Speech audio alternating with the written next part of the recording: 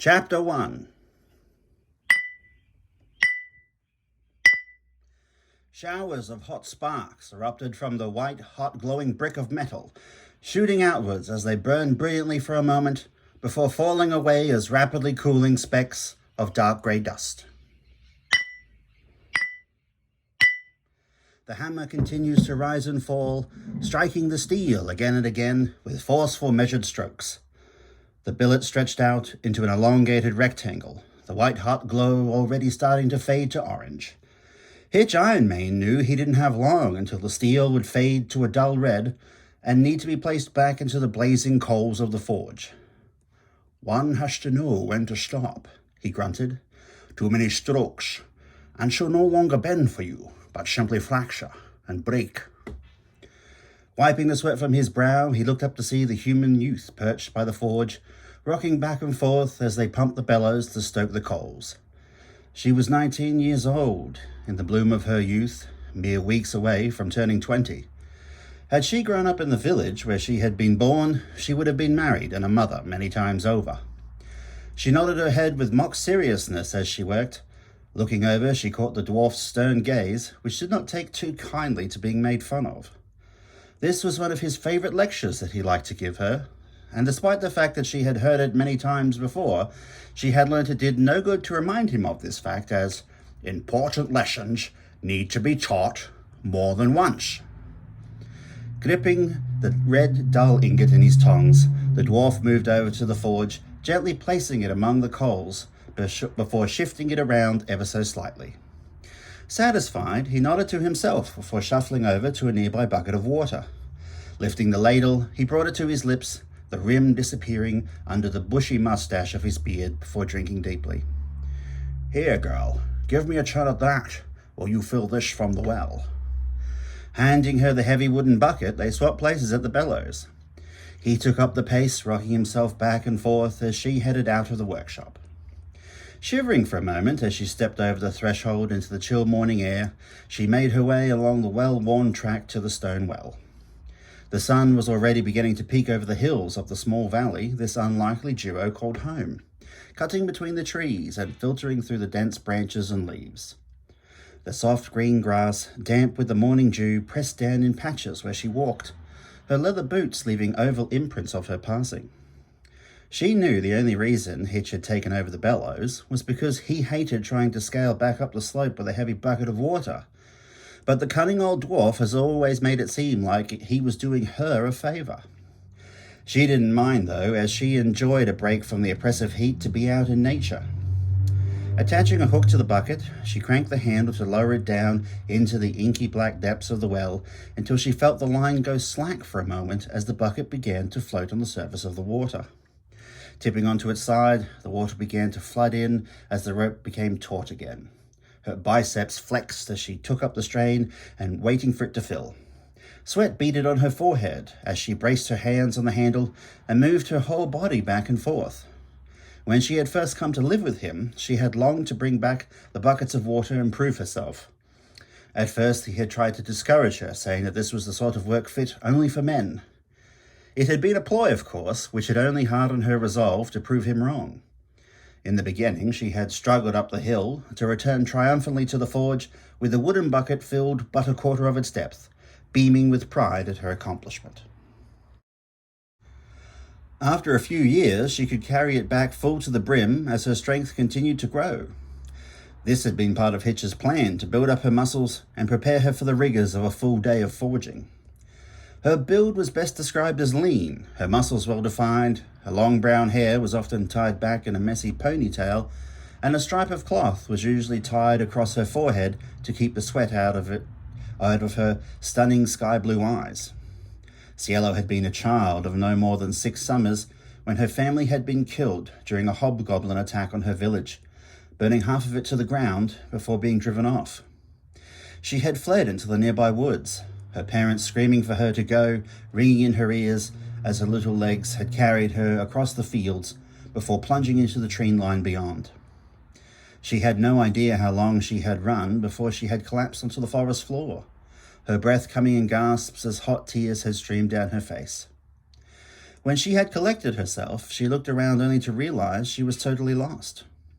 Her parents had always forbidden her from going into the forest that surrounded their farmlands, and even when she had disobeyed and ventured off with the other children of the village, they had not gone very far.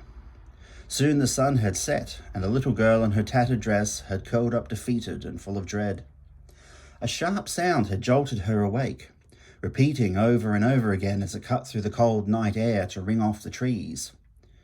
She couldn't explain why, but gathering herself together, she had headed off toward the source of that sound until she had come to a break in the trees and looked down into a valley where a warm yellow light spilled out from a stout wooden building like a beacon calling to her.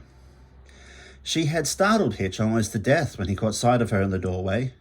He had drawn back his hammer, ready to smote the steel before him, when he caught the flicker of movement out of the corner of his eye. The pale little girl with saucer-like ice-blue eyes had looked for all the world like a spirit of the damned come to claim his soul. Catching himself a moment before he threw his sledgehammer at the apparent apparition, he stood in stunned silence. Throwing up her arms, she had run toward him and the safety that his embrace promised. His sledgehammer had fallen from his grip as he scooped up the human child and held her to his chest, her face buried into his leather apron. Anyone who had known Hitch Ironmane, a dwarf that even other dwarves had previously described in their understated style as being a wee bit gruff at the best of times, would have been amazed to see how he had soothed that poor girl whose entire world had been so cruelly snatched away, stroking her hair as he rocked her back and forth until her racking sobs subsided and her tiny body collapsed into a deep sleep. In the days and weeks that followed, the villagers never mounted a search for Cielo, believing her to have been burned up in her hut or carried off to be sold into slavery. They lacked the proper weapons and courage to track down the hobgoblin raiding party, and prayed that they would not return as they rebuilt their village and fortified it with defensive wooden walls as best they could.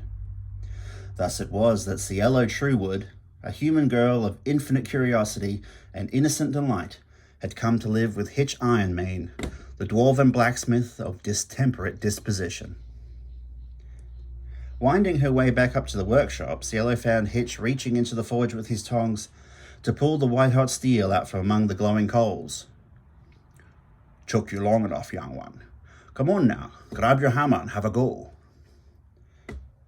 Taking her own apron off a wooden peg on the wall, she beamed as she snatched up her hammer and joined him at the anvil.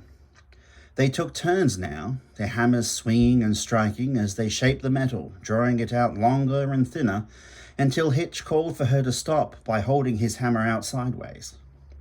Placing the steel halfway over the edge of the anvil, he struck it until the edge pointed down toward the ground, before flipping it over and continuing to tap away until it was sandwiched over onto itself.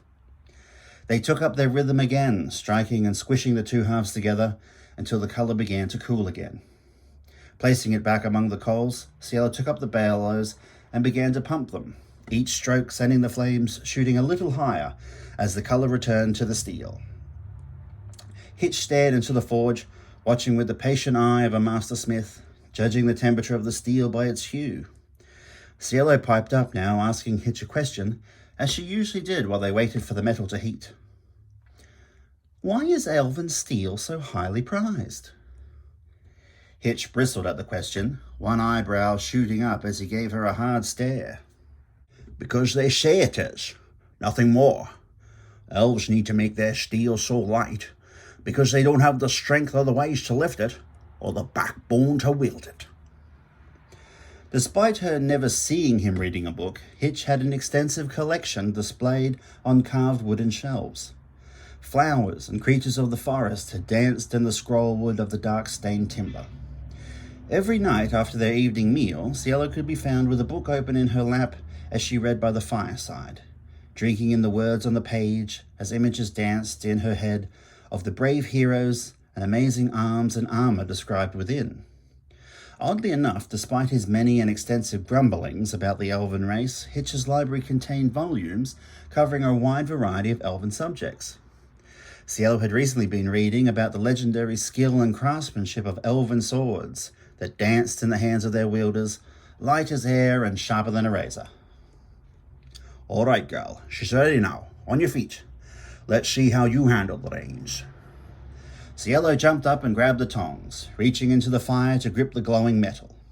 It slipped from her grasp on the first try, Hitch tut-tutting in her ear before she pulled it out of the fire and made her way over to the anvil.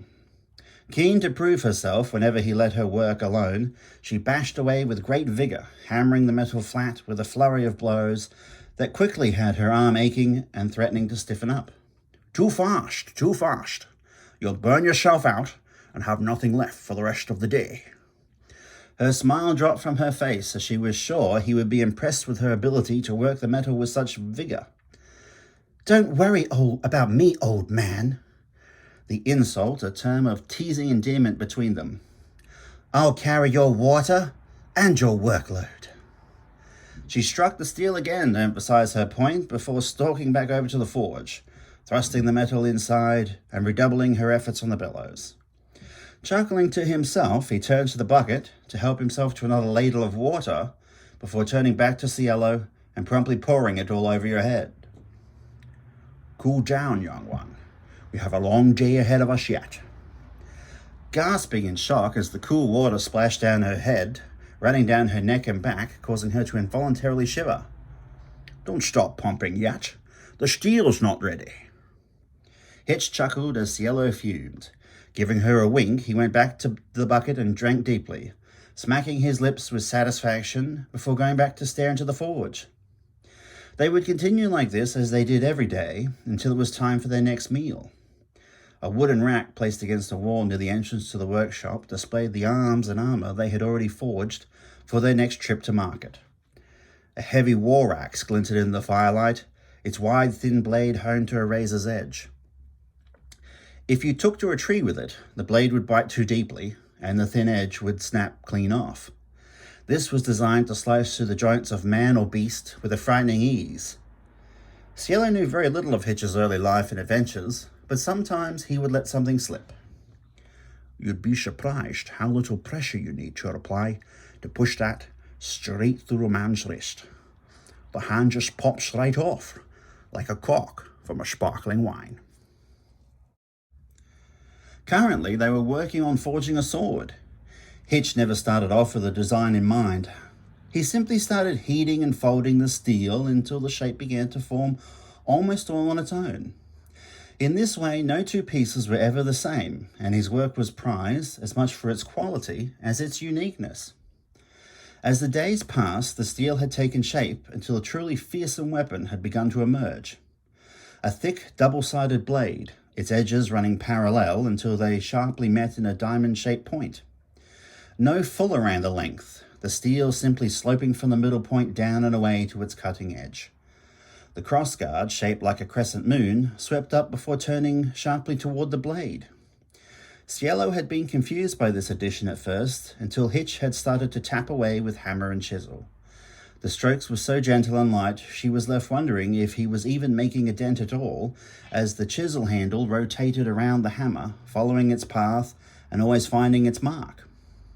When he was finally done, he leaned back to reveal the crossguard had been transformed into the more of a hissing snake that would catch the sword strokes of its wielder's opponent and hold them in place. The handle had been wrapped in braided copper wire that would soon wear away the skin of a bare palm, topped with a steel ball for the pommel.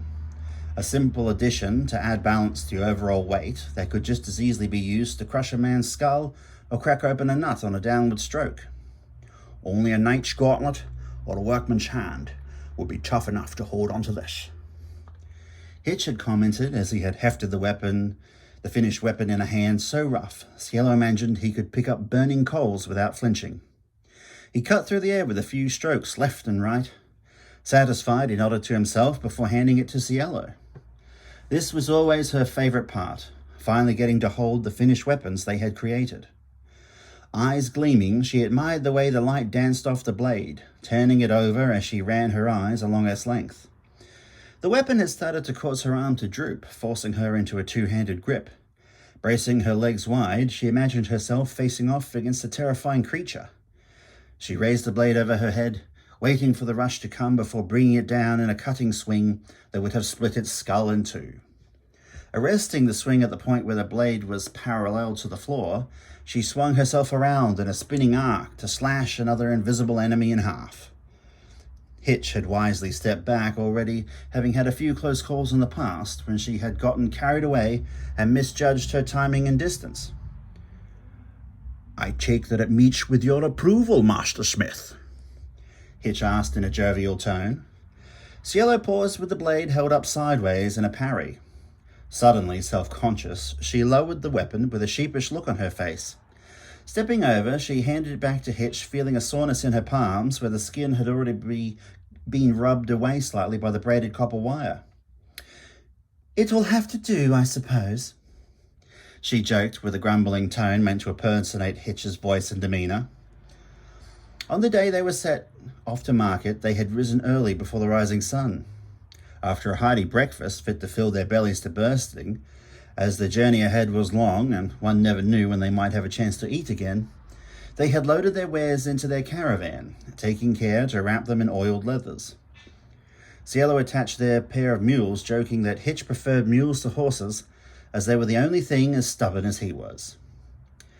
"If I ever need to teach a mule how to be led, I would only need to tie it to you in the morning, and by the afternoon it would have given up."